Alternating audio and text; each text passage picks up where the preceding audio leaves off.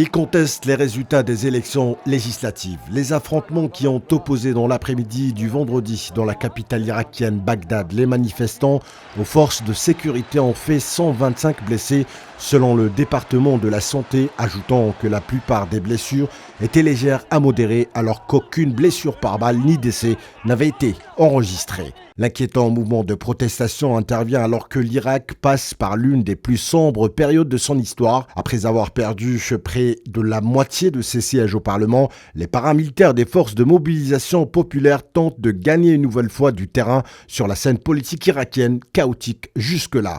Certains des dirigeants de ces groupes armés ont même menacé d'une réponse militaire et ce vendredi, ils ont manifestement perdu patience, prenant d'assaut cette zone de pouvoir en lançant de larges pierres sur les forces de sécurité qui ont répliqué par des charges et des tirs en direction du ciel. Une escalade qui fait craindre le pire en Irak. Les groupes armés sont très puissants dans le pays et plus que décidés à jouer les troubles faits, intégrés pour la plupart au sein de l'appareil sécuritaire irakien. Cependant, une partie échappe au contrôle de l'État. Pour l'heure, aucune confrontation armée à proprement parler n'a eu lieu à Bagdad, mais cette possibilité n'est pas à exclure dans le pays à l'avenir.